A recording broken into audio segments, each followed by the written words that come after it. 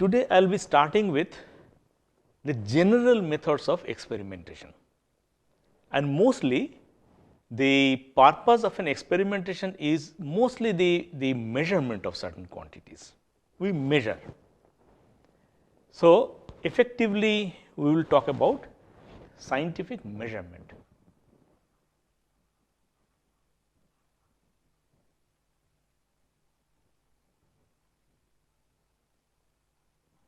And as you will see later, scientific measurement is at the heart of testing hypothesis. But today let us focus on the elements of scientific measurement. You might think that different areas, for example, physics, chemistry, biology, art science, they have different measurements to make.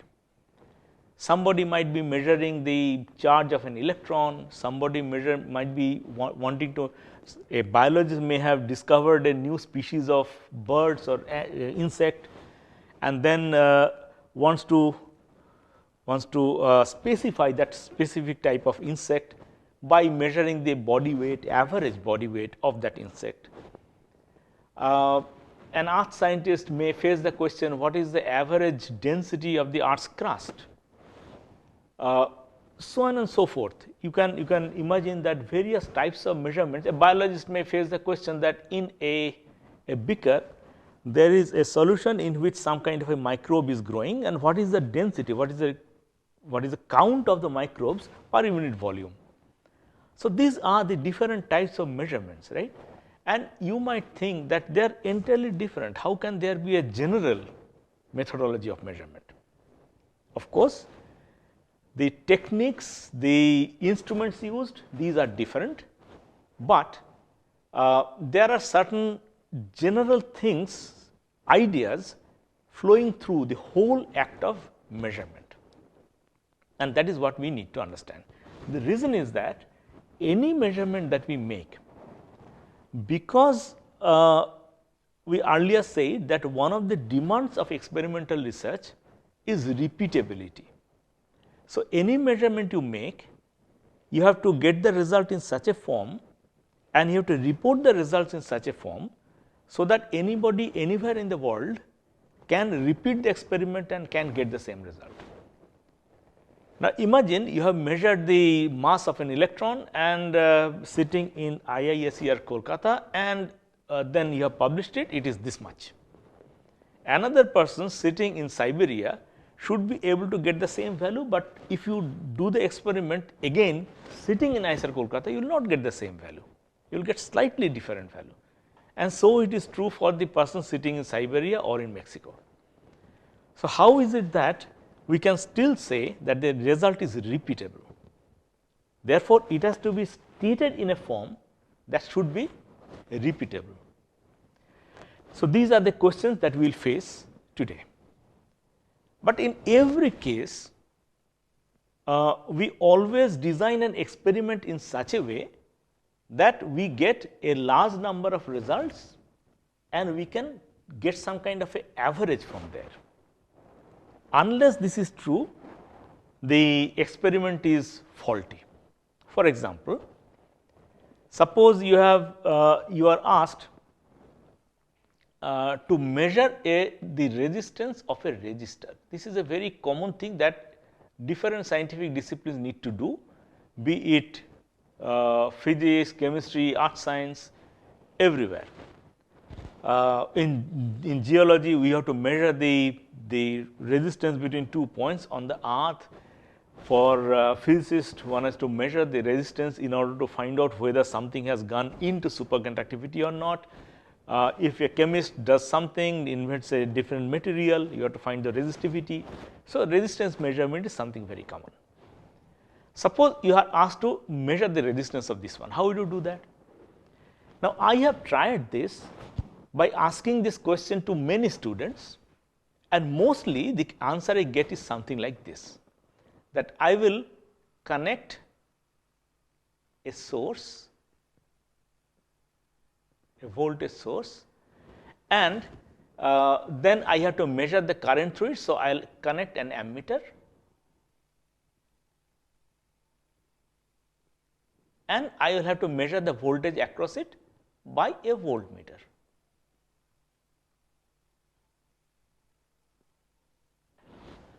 So, this will measure the resistance, because all I will do is to allow a current to pass through. I will measure the voltage, I will measure the current, then V by A is the resistance. Wrong. Wrong, because this experiment will allow you to get just one value of voltage and one value of current, and therefore, one value of resistance, and by the concept of experimentation, this is faulty, because you always have to set up the experiment in such a way that you get a large number of readings, so that you can make an average. So, how should you do it? In this particular case, for example, if you have a voltage source, then that has to be connected to a potential divider, and this point can be taken, and a potential divider is something like this, and then you have to connect the unknown resistor, and then here you have to connect the ammeter and the unknown resistor. This is what you measure, and you can put a voltmeter across it, so that you can measure the voltage. What will happen? As you move this pointer, this jockey across, when the jockey is here, you get the full voltage. When the jockey is here, you get 0 voltage. In between, you get all the possible voltages. So, you can vary the voltage, and at each value of the voltage, you can measure the current, thereby tabulate the results in form of a number of voltages and the currents with that. And then finally, you divide the voltage by current and get a number of resistance values.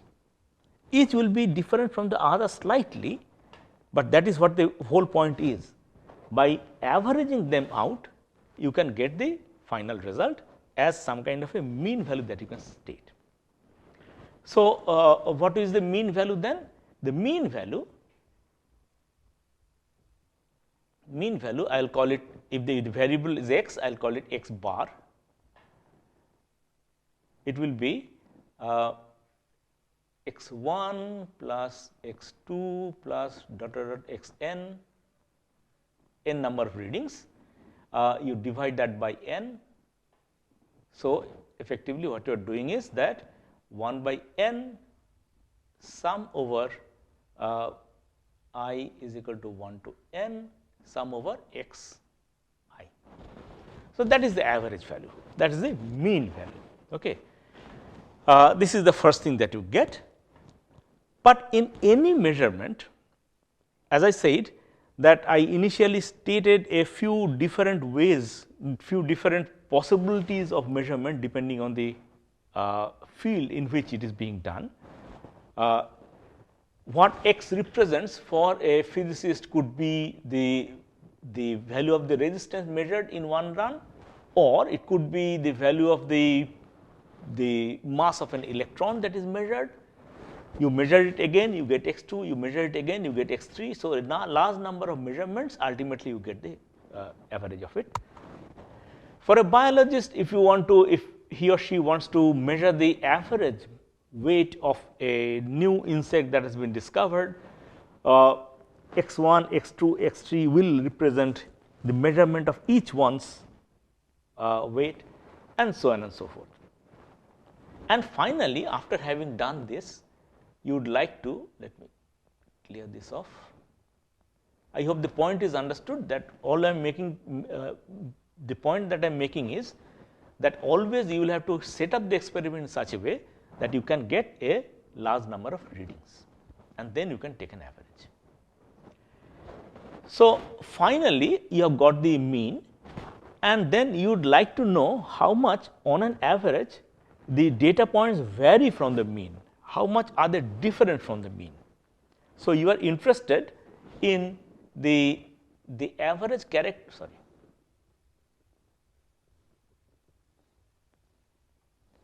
you are interested in average character of xi minus x bar, its character.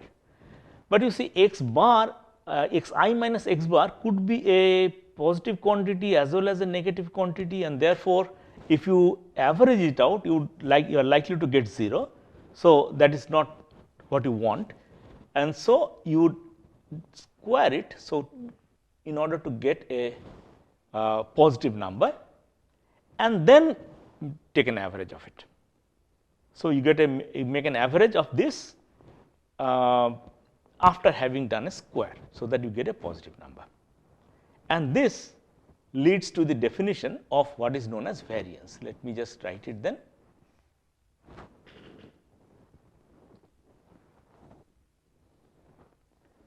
The variance is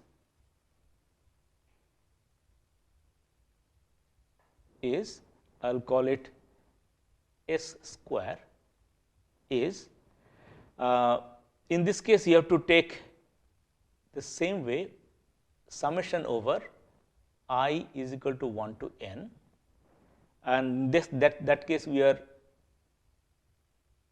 taking average of xi minus x bar square. Okay. But then you have to divide it by the number, but you have to divide it by the number of what should I say, independent variables. You have to, the degrees of freedom as it is called. So, that happens to be 1 by n minus 1. Why n minus 1? Because the number of degrees of freedom. Notice that when you are calculating the variance, the value of the x bar is already known. Value of x bar has been already calculated, and when you have calculated x bar, if you know the n minus 1 data points, then you can calculate the nth data point. So, nth data point does not remain and something independent, does not remain something a degree of freedom, does not represent a degree of freedom. So, you need to take 1 by n minus 1. So, this is the representation of variance, and the standard deviation is just the square root of variance. So,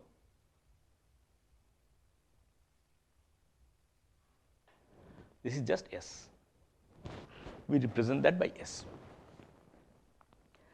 So, this is the first thing that you do. That means, whenever you take any reading, these are the things that you calculate first. That is the first step.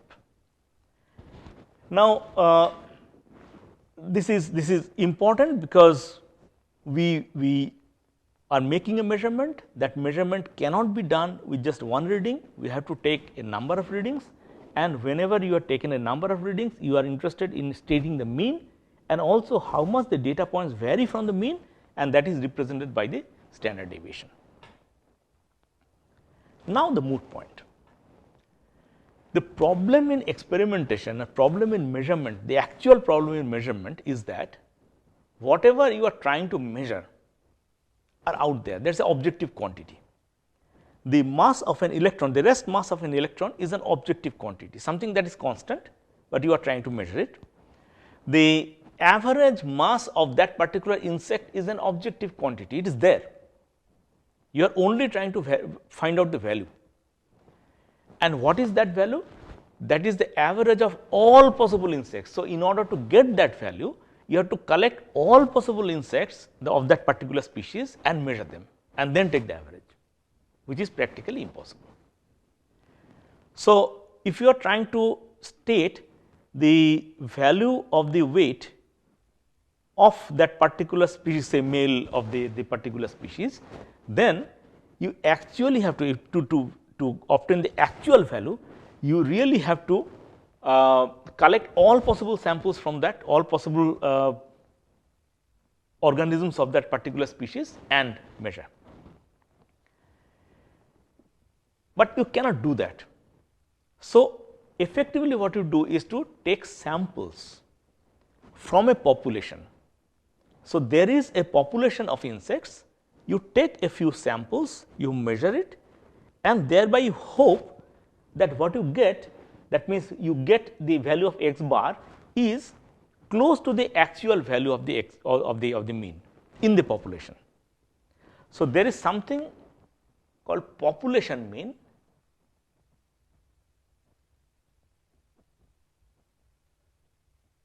and what you are actually measuring is the sample mean.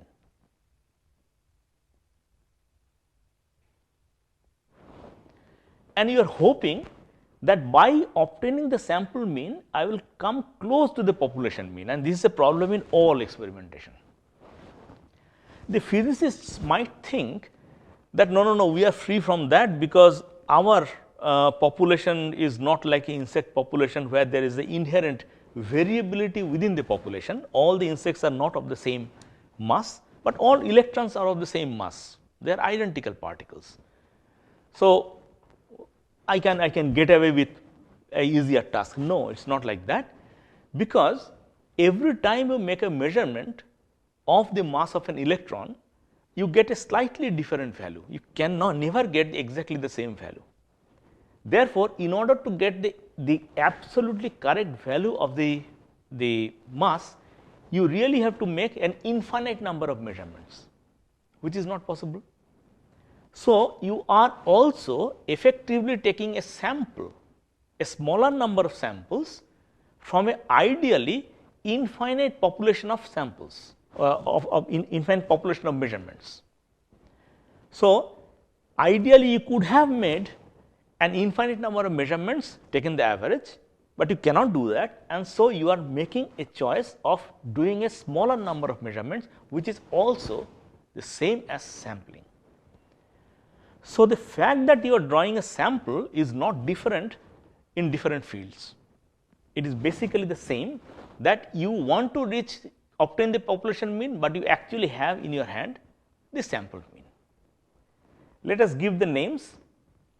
Population mean, let us call it mu, and the sample mean, let us call it x bar. Okay. So, you have x bar, you are trying to reach mu. Similarly,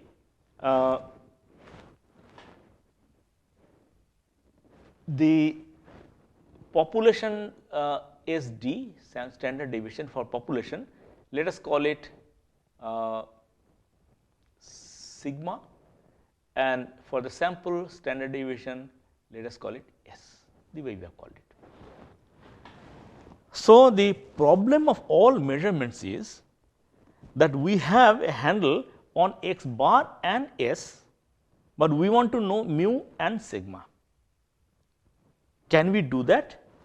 How accurately can we do that? How confident can we be in the statement that we make, because we have made a smaller number of samples. Okay. So, this is the essential problem in measurement. Okay. After having done this, the next step is to find out the distribution of the values. For example, if you are measuring the weight of all the male sparrows, for example, you have collected a few samples and you have measured them, ultimately you have got some kind of a numbers, a collection of numbers. Then what we normally do is that we suppose I want to plot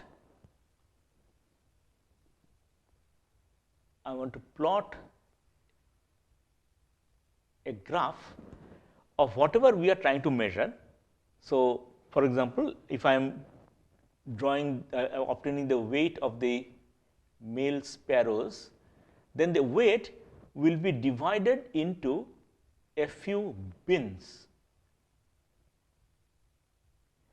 From this weight to this weight is a bin, and we will now find out how many of the sparrows fell in that bin. Now, if that exercise is done, then you will find, and then for each box, then each bin, there would be a number. So, maybe here we have a number like this. So, I will fill it like this, and then the next bin is like that, I will fill it up like that. So, in different bins you will get different numbers, and then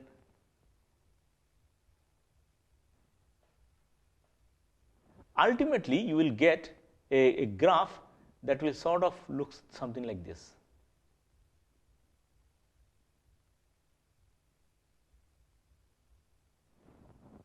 Because the extreme cases will be rare,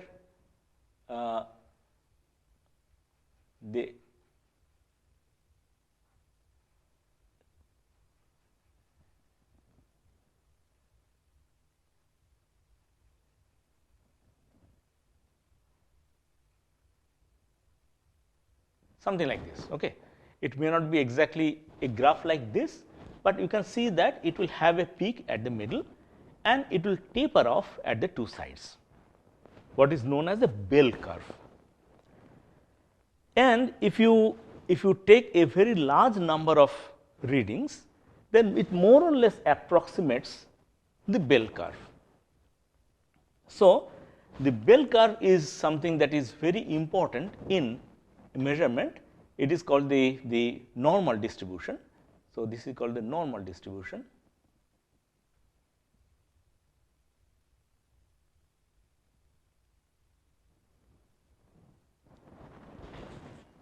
So, whenever you have measured something and have done this exercise of obtaining what is known as a histogram, basically we divide whatever we are measuring, divide that into segments, into bins, and find out how many data points fell in each bin, count them and plot the graph accordingly, and that graph normally approximates a normal distribution.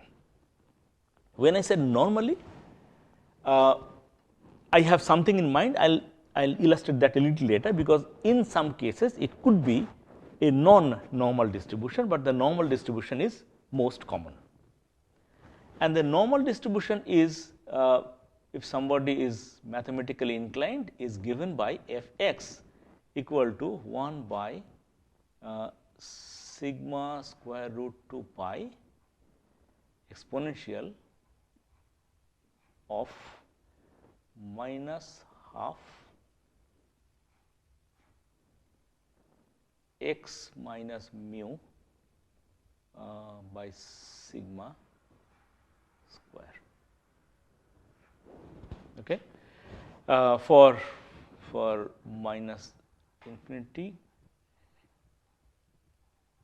the whole range.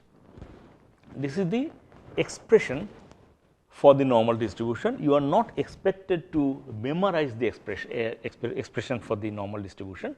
That is not really needed. It is not really needed because having this expression, it is not difficult to integrate that over certain range. So, let me just show you what actually is done.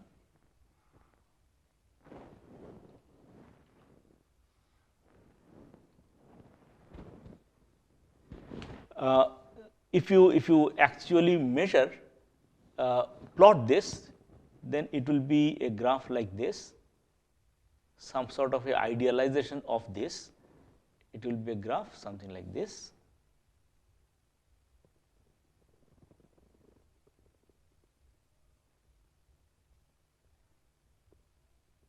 Okay. And here, this is the mean that you have calculated,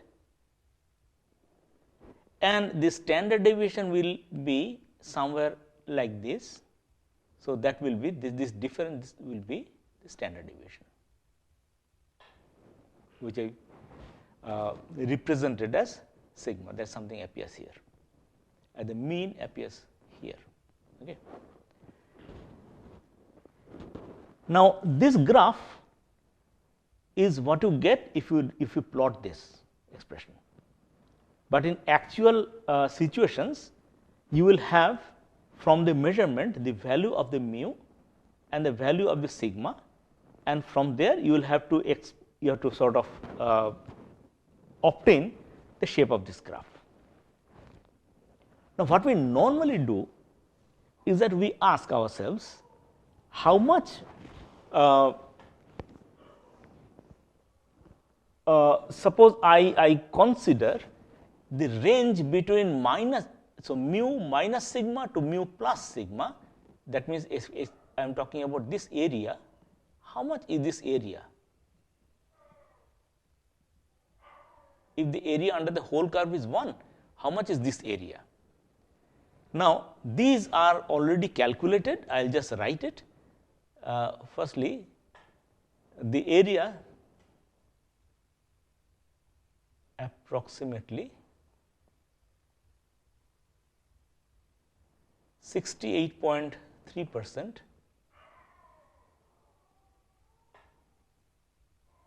area or not area, let population.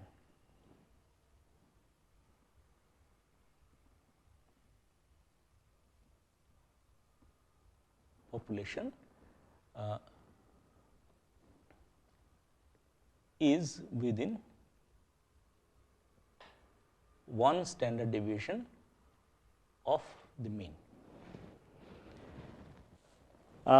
It really helps to remember just this number 68.3%.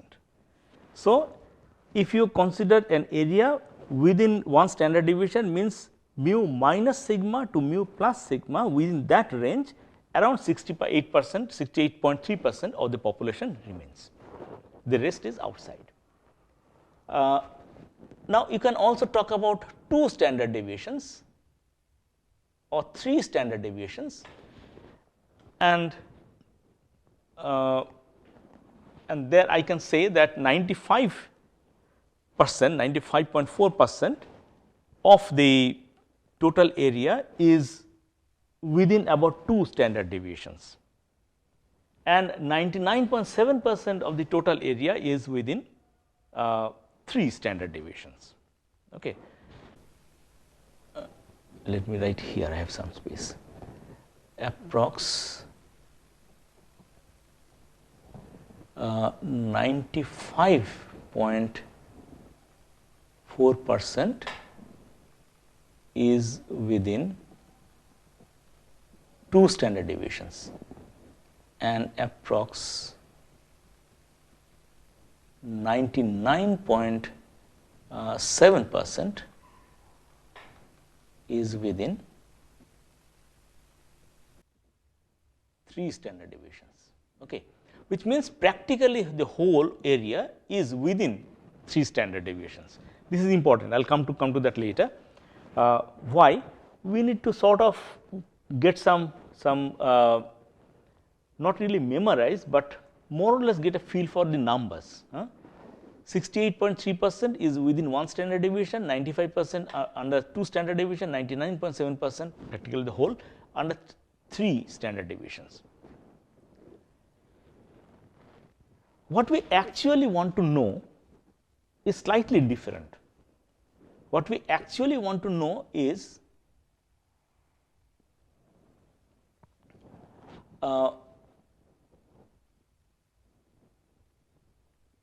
approx, again obtained by integrating the curve within some range, approximately 90% remains within what standard deviation? Approximately 95% is within what standard deviation, and approximately 99% within which standard, what standard deviation. That is what really we are interested in, I will show you later. So, approximately 90% is within 1.64 standard deviations, is within, this is more important, 1.96 standard deviation, this is within 2.58 standard deviation. This is important because, as we will see, that these information are actually used when we ultimately try to design an experiment. I will come to that. But these are the numbers that you need to learn by heart. 1.96 standard deviation, 2.58 standard deviation, these are more important, this is relatively less important. 1.96 standard deviation, within 1.96 standard deviation, the area under the curve is about 95%. And if you want to find out how much standard deviation we need to take to obtain about 99% standard deviation, 99% of the area, it's 2.58 standard deviation.